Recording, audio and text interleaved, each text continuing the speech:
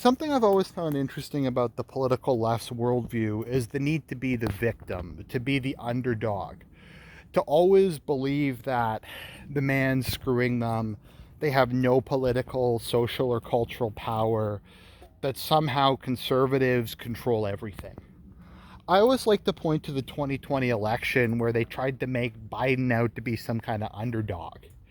It's like the most establishment insider senator for what, 30 years, former vice president, um prestigious Democrat establishment candidate who's backed by every major corporation, like every international organization, every celebrity, every media network, basically has the entirety of anything you could call the establishment behind him. Obviously, that's an exaggeration, but not really by much. And he was the underdog. And Trump, the most like vilified man in American history, is somehow the man. He's somehow the power structure.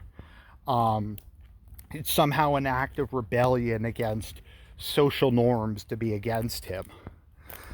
And this is something I always find interesting because this is once again the case in Canada and a lot of Western countries where the left has so thoroughly won that conservatives aren't even allowed to like express their opinions in public anymore. They get deplatformed, they get fired from their jobs.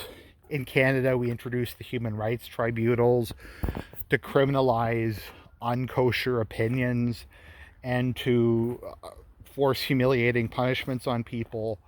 But despite all of this, they still think they live in a conservative society. They still think they have no cultural or social power, and all the people who talk about Trayvon Martin or George Floyd or the underdogs. And it's something that's always been very interesting to me because it just seems such a denial of like reality, of what like to any sort of objective analysis the situation actually is. And maybe they could say that the government doesn't go as far as we want it to, although to be fair, they revise where they want the government to be every couple of years to be something more radical. So it's kind of impossible. But generally speaking, they've gotten every demand they've made for the last 100 years met, often gone far beyond that. So why is this the case? Why do they have this worldview? And I think what it is in a lot of cases they are rebelling against the power structure. It's just not an obvious political one. They are rebelling against something that they have trouble changing, something that's overriding something that's more powerful than them.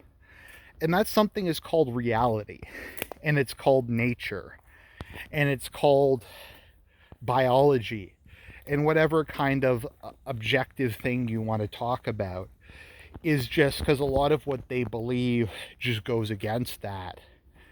And whenever they try to correct it and they fail, they have to attribute their inability to do it to some spurious factor. They can't acknowledge that their premise was wrong, or it's just something that can't or won't work. It has to be racism, or it has to be the power structure, or something like that. Reality is, in essence, the ultimate troll. Reality is the ultimate detractor. Like when you get into the concept of equality of outcomes, you have to deny any sort of individuality between people, be it in terms of spiritual individuality, personality individuality, biological reality. I'm not even necessarily talking about race here. It's just if you have like 4 or 5 people in the room, they're going to have different intelligence levels, and even if they score the same on an IQ test, there's going to be all kinds of differences between them. Someone's going to be better with their hands, someone's going to be better at reading, someone's going to be better at math or science. You just have a lot of natural diversity between people. And the reality of the situation is some of those skills are going to be in more demand, and some of those skills are going to be in less demand. And some people are going to have more ambition, and some people are going to have less ambition. And when you try to kind of come up with this concept that everybody has, like, to get the idea of kind of equality of outcomes, you have to have the idea everybody has the same goals, everyone has the same innate skill set, everybody has the same drive, the same personality, the same life circumstances. And that's just not the way it is. Some people just, their goal in life isn't to be rich. Um, they care more about having a large family or spirituality or just leisure time. So that person is obviously probably going to be less wealthy than someone whose entire life is based on trying to get ahead and striving. But I mean, it goes far beyond just basic things like income and economic outcomes. Um, there's other stuff. Like, I know something that a lot of people always get angry about is whenever they try to do stuff like they have boys and girls, the boys will naturally play with the robots and guns, and the girls will play with the dolls and want to play house. And they're incapable of accepting that that's just the way they're biologically wired. That hormones, evolution, differences in terms of the mental layout of males and females exist. So rather than kind of accept that, they have to say there's this invisible power structure, which there kind of is, it's called nature, that exists, and we have to fight it. And there is no real way to overcome that. I guess maybe, and we just kind of assume and take for granted that everything that happens in science fiction is possible. That we can do this perfect gene coding and we can somehow change it so everybody has the same template from birth or something. But that might not even be possible. It's like the whole AI thing where we just view strong AI as being inevitable. Maybe it just isn't. Like, no one even really thinks about that.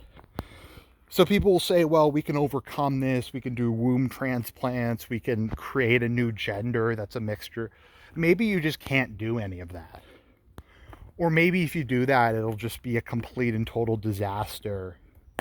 Or whatever. We're just assuming that somehow, like, nature can be overcome and you can somehow beat the Reaper and you can beat fate and you can beat all these kind of natural aspects of the world. And I mean, in some ways you can, with antibiotics, with refrigeration, with modern medicine. But even then, you're accepting reality as it is and you're trying to manage reality in the best way possible. And this also just comes down to, if we start getting into stuff like race, it's the idea that somehow evolution doesn't apply to humans. It applies to every other species: dogs, cats, chickens, birds, raccoons, but it doesn't apply to humans. Except it did apply to humans, so it's just this really convoluted thing. It's like, okay, so it applied to humans because we have to believe that life began from random chemicals, God wasn't involved. People evolved from earlier versions of humanity, but when people became Homo sapiens, evolution completely stopped, except for skin color and height and facial features and bone density. Or actually, I guess they don't believe bone density exists. Except for superficial things, nothing on the inside of person or in their minds evolved. That just doesn't happen. We don't see that on a micro level where smart kids are born to smarter parents. We don't see anything like selective breeding or natural selection or something. That stuff just doesn't exist within people. Human beings are unique among all of life in that they stopped adapting to their environment in certain ways, but not others, when they reached a current stage. Like, it's just absurd. And you're never going to be able to overcome that. Maybe with some sort of like weird genetic engineering thing, you'll just, like I said, make some sort of template that you can use for everybody so they all have exactly the same like neurological structure and everything else, and they'll all be hermaphrodites or something. But even then, that's assuming that you can somehow, even if you were to get biologically identical people, I mean, obviously that's assuming the soul doesn't exist and that there's no metaphysical uniqueness between people. It's also assuming that there's no psychological uniqueness, that you can have the exact same environment with the exact same things happen to everybody, that there's going to be no divergence. I mean, you have divergence in computers that use the same operating system, that are designed to operate in the same way. Machines that are built from the same assembly line don't perform exactly the same way. Replaceable parts have gotten to its like 99.9% of cases, but sometimes things break down from one thing that others might not. The molecular structure isn't completely the same. And it's just all these aspects of reality that cannot be acknowledged in order, because it would mean that their ends that they're obsessed with obtaining are fundamentally impossible. So the system is ultimately biological and social reality. It's that is what they're rebelling against. That is the system, that is the man. But they can't acknowledge that. Because if they were to acknowledge that, they would have to take, I guess, kind of an anti-realist attitude. And I mean, I guess you're seeing that with postmodernism. Because I know, like, when I was in university, they would say stuff like, one of my classes, I always bring up this example, aerodynamics doesn't exist, was what I was told in one of my classes. Aerodynamics is a conspiracy invented by the patriarchy to make things look phallic. In another class, they were trying to tell us that stabbing or shooting people is not an effective way of killing them.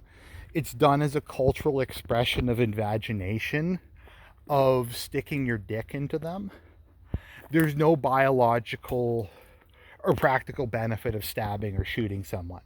That's not more likely to kill them than something that's not invagination. I don't know what the opposite of that would be, to be honest. Maybe hitting them with a club? And so they'll say stuff like that. In one of my classes, they said people only die when they socially construct their own death. That, like, dinosaurs didn't exist before we socially constructed the concept of the bones. And so some of them will be honest and bite the bullet and deny that external reality exists and that everything is just kind of a perception. Although none of them will be consistent with that. Like, very few of them will say, oh, well, I guess some of them maybe do with some new agey stuff.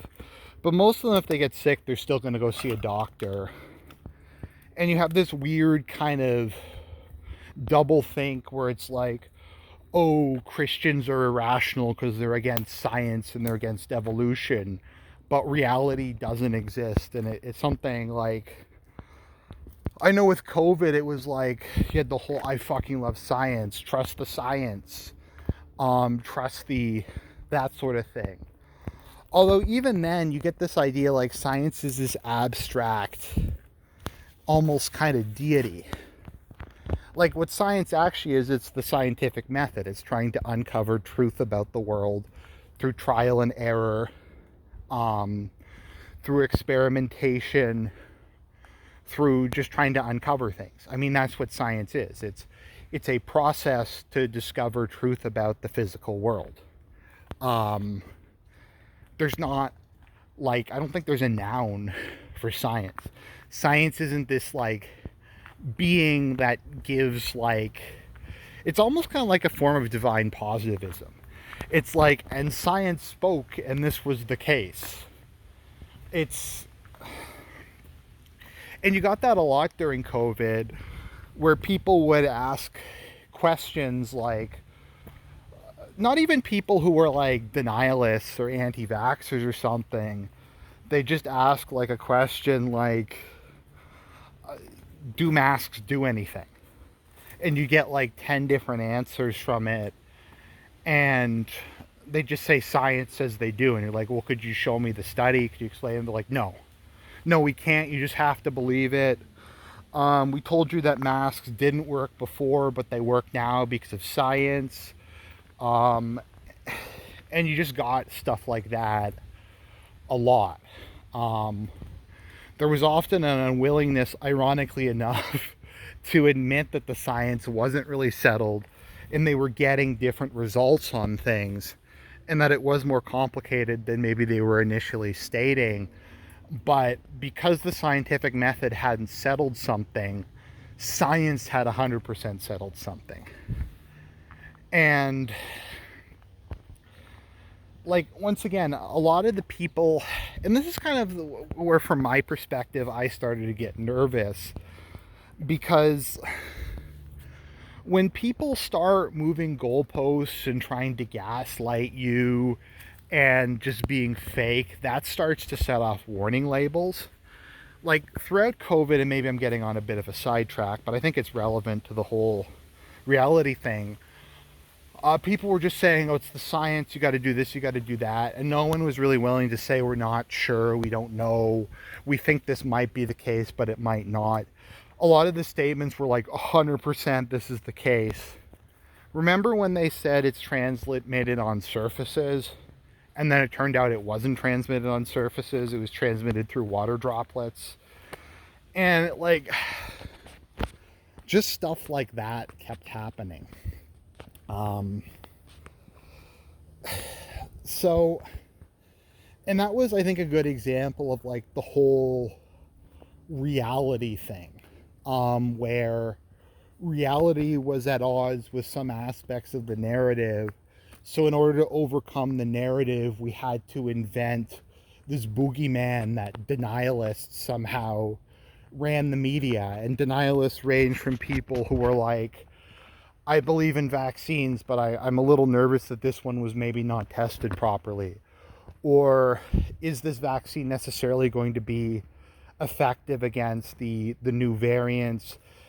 Have we tested giving people 4 doses of it? Maybe they're like, okay, well, 1 or 2 doses work, but are we giving people too many? Is it going to be a problem with an overdose of it or something?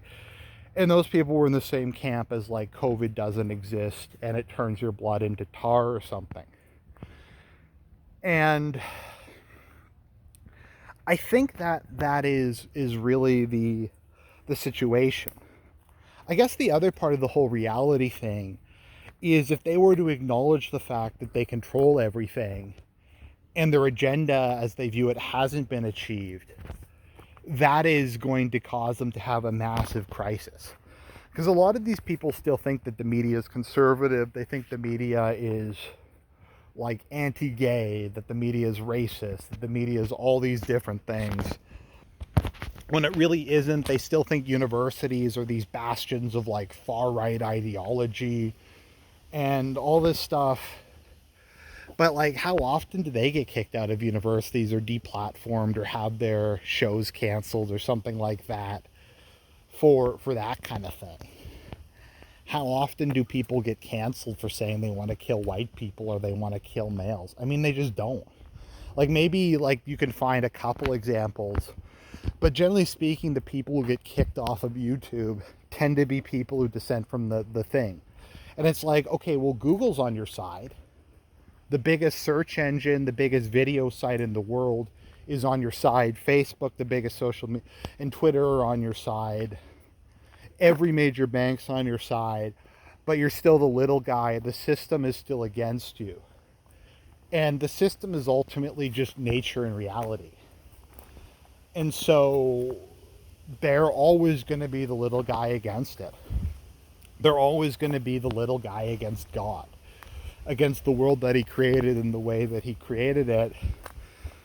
But they can't acknowledge that because that would lead to all kinds of other questions and very negative self-reflexivity. So they can't do that. And we're just stuck with this narrative that somehow... It's kind of interesting. It's almost like they believe the QAnon narrative, now that I think about it. It's an interesting example of horseshoe theory. where like they think there is this like far right deep state that backs Trump and that has control over everything, and they have zero control, and that's going to come in and defeat their attempts at equality, and it's going to stop Joe Biden because no one in the federal government or the federal bureaucracy supports Joe Biden. So it is interesting, they kind of have the same basic worldview in some sense. I guess, I don't know, it's just an inability to accept that things are the way they are. And that in life you sometimes don't get everything you want. But those are my thoughts on the matter. I hope you found it interesting. God bless, and more content to come.